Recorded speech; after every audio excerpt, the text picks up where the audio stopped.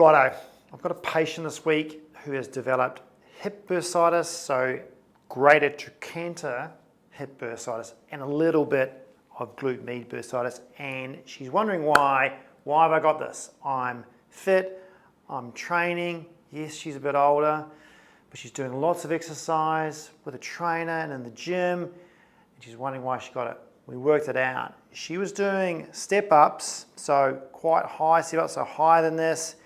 Step-ups, okay, with weight, which is great for strengthening, but what she was doing was step-ups with her knee rolling in and her hip dropping. Now that's because she had strong glute max and quads, but she didn't have a strong glute medius, so her hip stability wasn't good. So what was happening is, instead of being like this, where you step up and your knee stays in line and your hip is level and doing a step like this, she was doing this. She was stepping up, not paying attention to her knee, letting a knee roll in and do that. Now, that's okay for a period of time until it's not okay. And so for her, what was happening was, when she'd step up, her knee would roll and her hip would drop down. Now that puts a whole ton of pressure over that bursa that's sitting on the greater trochanter. Plus, because she was weak in her glute med there, the bursa around the glute med tendon was also aggravated as well.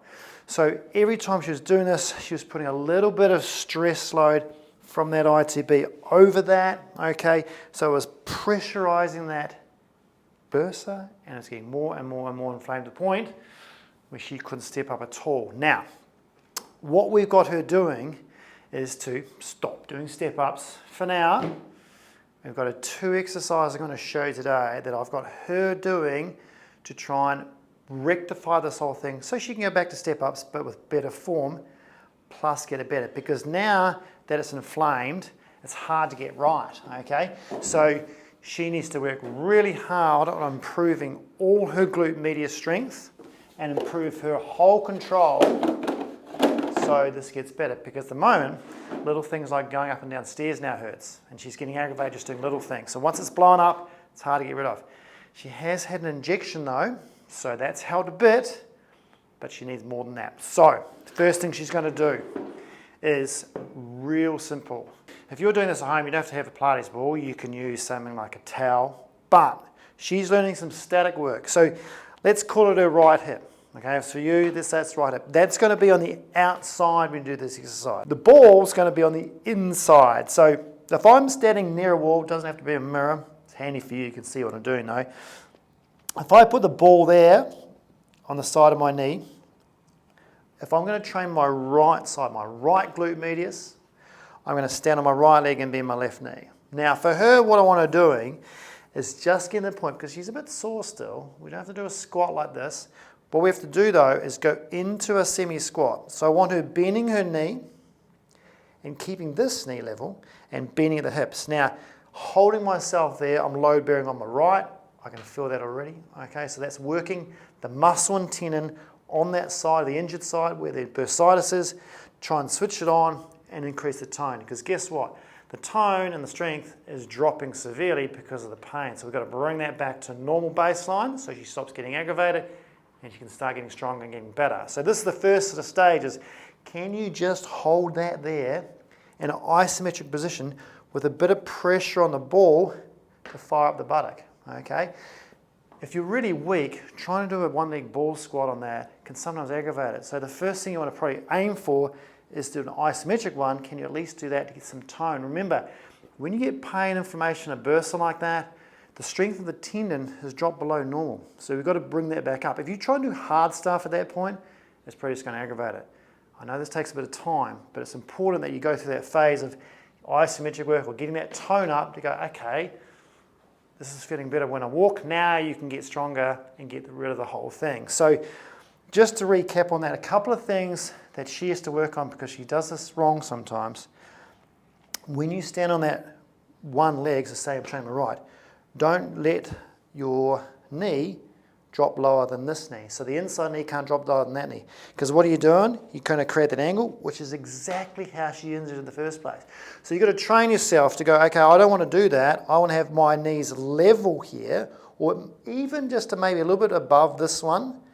So my glute medius here is working really hard to keep my pelvis in line and stable, and that takes the pressure off the bursa, both the greater trochanter bursa and the glute medius bursa, okay? So simply keeping your knee above the other knee and keeping the pressure through that wall, through the ball, and the ball is a nice thing to sort of give you some resistance. You'll really feel it work on there. Now she's doing like at least 10-second holds. We're trying to get her to 30-second holds. We're trying to get 3 of them done, and of course, both sides, left and right, all right? We don't want one side getting better and then the other side gets worse. So, really important to understand with. She's got to learn that. She's got to learn that technique, because guess what? That's going into a ball squat. Once she gets that phase, then she's going to get really stronger. But if she doesn't have the form right, it's going to get worse. So, form first, strength second. Next thing is trying to correct her actual single leg squat. So, the way she did it in the first place. Now, we don't do a step up yet, because that's too hard for her.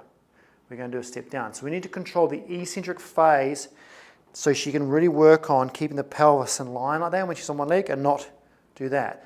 Remember, the biggest thing, like I said before, is the way she's done it is, say if I've shown you on the left leg, is she's dropped her pelvis. That's the first thing. So she's dropped her pelvis down, which stresses that. Imagine like it's pulling on that. And then she's rolled her knee in, which makes that angle even worse. It's the angle of that femur against the pelvis here is just loading her up. So we change that,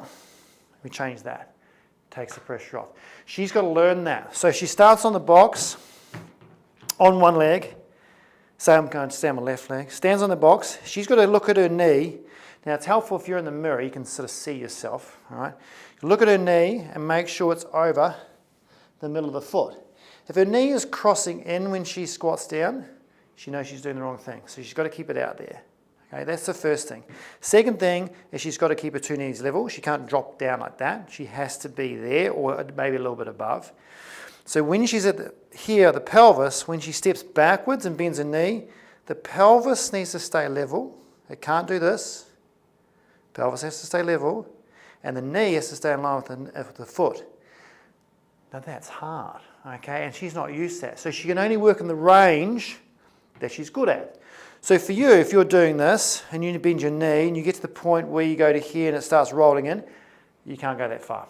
Okay, you can only go to the range which you're good at, hold it, and then come back up. Don't make the mistake of stepping back and taking weight off the leg, because then you don't get any strengthening work. All right. The other thing is don't make the mistake of going down and into pain or letting it roll in. All right. Hard thing to do. The best thing to start off with is just focus on the knee, so you don't let the knee roll in. That's number one. If you can get to there and work on just trying to control the knee, that eccentric phase going down. All right.